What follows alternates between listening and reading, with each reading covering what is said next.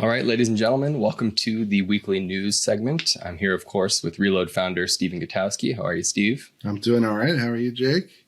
I'm doing pretty good.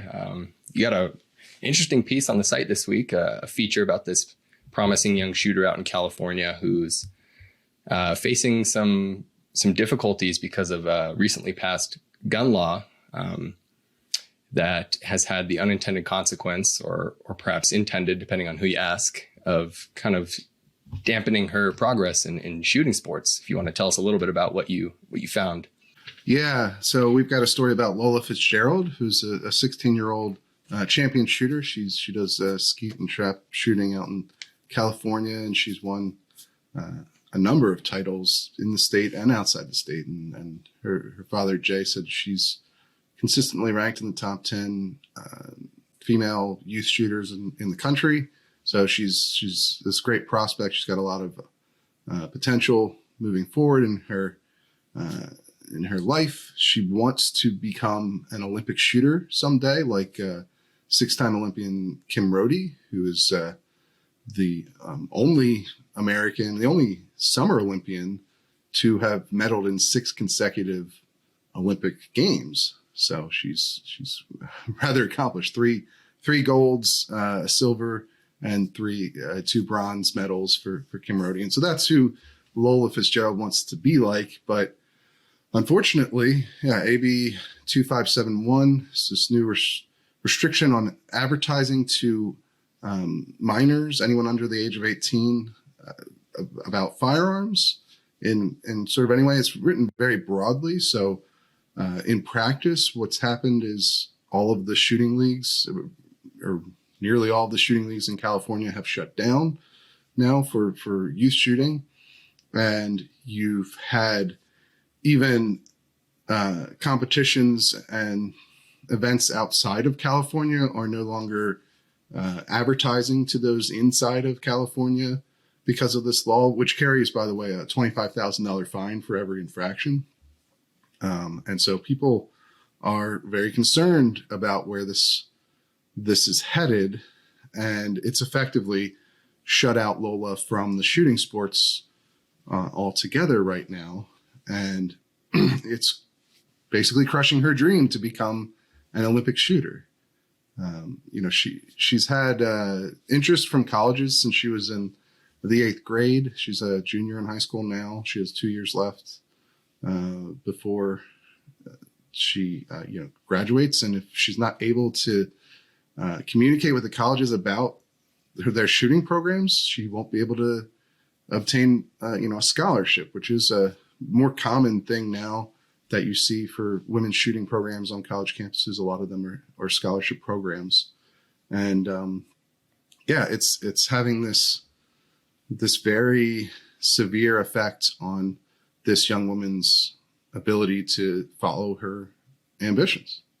Yeah.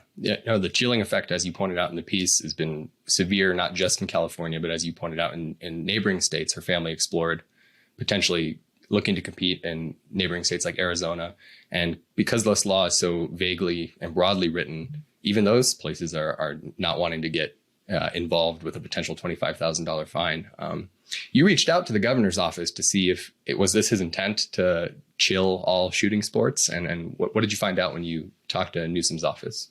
Yeah, so the governor's office is saying that they don't read the bill this way. They don't read the law as requiring shooting leagues or training to stop communicating with youth shooters. But again, when you read the actual statute and how basically everyone is reading it, that doesn't seem to actually be the case in practice. And when I asked if the governor would support an amendment to the law to clarify it, or repeal, they did not respond. So Governor Gavin Newsom, who's a Democrat, who's obviously one of the leading gun control advocates in the country, who's signed a myriad of new gun restrictions, since the Supreme Court filed its opinion in the Bruen case it's been sort of a backlash from governors like Gavin Newsom and Kathy Hochul in New York to that ruling, where they've just kind of laid on a lot of new restrictions as a kind of doubling down against what the court is trying to do. So I don't, he says that this is not what they view the law as intended to do, but I don't know that his understanding of the intentions of the law really matter all that much in real life. Unless he's going to support amending the law to clarify these things, because it is written very broadly. It's, it says firearm industry member, but that's defined to be as broad as anyone who is involved with, even just a person involved with an event where firearms are used. So you can see why the shooting leagues are concerned, or even, perhaps like any camp that teaches kids how to shoot as part of their offerings could be affected by this law. And basically they can't advertise or market to anyone under 18 in California anything about guns or gun related products. So even shooting vests designed for kids you'd be a $25,000 fine if a shooting league sent out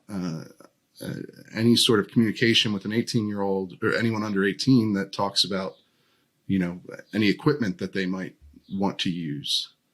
And so, it's extremely broad, and it applies to anyone who's trying to communicate to anyone under 18 in California. So it's goes beyond groups that are based in California to anyone who is whose messaging is entering into California. That's why you've seen some shooting leagues shut down, basically block their websites from California residents. And so, whatever the governor might say he understands the law to be, what it actually is in practice is pretty clear at this point. There's really not much. I suppose he's arguing that these groups are overreacting, but I mean, it's a $25,000 fine for every infraction. So if your newsletter about your shooting league goes to 1,000 kids, well, you're bankrupt real fast. I was going to say, you could see why these organizations or businesses would not be reassured by statements like that, especially when he won't commit to clarifying amendment in the law. And as you pointed out, he's expressly kind of taken up the gun issue in particular as sort of a culture war totem as of late, particularly after the Bruen decision. All of this whole advertising to minors thing kind of kicked off when he elevated this AR-15 style 22 rifle that no one really knew about until he decided to make it a big issue. As some evil thing. The JR-15, that's right. That the gun industry was marketing weapons of war to minors. You and I are pretty plugged into the gun space. Were you even aware of this weapon before the governor made it a big deal? I was, because I saw their booth at SHOT Show and I thought, oh, that's going to be something that is going to piss off a lot of gun control. And you were right, which is what happened, and that's what it was designed to do. Frankly, the gun's not anything special, really. Smith & Wesson has been making a 22 version of the AR for decades, I believe now, and but it doesn't have that sort of provocative, jokey advertising with the skull and crossbones and a pacifier that the governor of California was so upset about. But of course, the problem is that this law doesn't just ban those cheeky ads or whatever you want to call them. Even if you find them to be particularly outrageous in good faith, this law does way more than ban the advertising of those guns.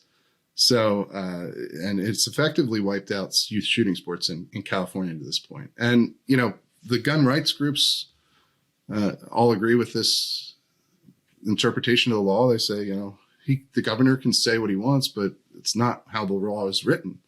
Right. And so there've been groups that have sued. We've got the California Rifle and Pistol Association, the Second Amendment Foundation, I believe,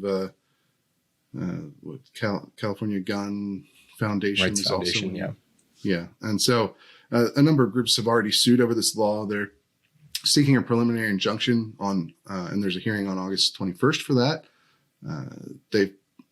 Alan Gottlieb, the founder of the Second Amendment Foundation, told me, that he believes this law is blatantly unconstitutional, that it's a parallel to another law that they had challenged back in 2014 and successfully got thrown out, or successfully got declared unconstitutional, there was a ban on advertising by gun stores, even on their own premises. Basically, you couldn't say that you sold guns or the prices of them, and you couldn't put up signs in your windows, that sort of thing. And that did get thrown out. Now, in that case, though, the law survived for about 4 years. Preliminary injunction was not granted in that particular case, and the summary judgment wasn't issued until 2018. So if that's what happens in this, that's one of the dangers here, is that this law may well be declared unconstitutional, probably on First Amendment grounds more than Second Amendment grounds, honestly. But if it takes 4 years, that's too late for someone like Lola, because she's got 2 years left of high school. If she's not able to compete, if she's not able to talk to colleges about their scholarship programs for women's shooting sports, I mean, she's going to have a very hard time of getting a scholarship and continuing to improve her skills to make the Olympic team one day. I mean, she's been invited to multiple Olympic development camps to this point, but if she can't go to those things, if she can't compete, if she can't get coaching, it's going to be much harder for her to achieve that goal. And, that's the real danger here, is that even if this law does get struck down eventually, it could be too late for someone like Lola.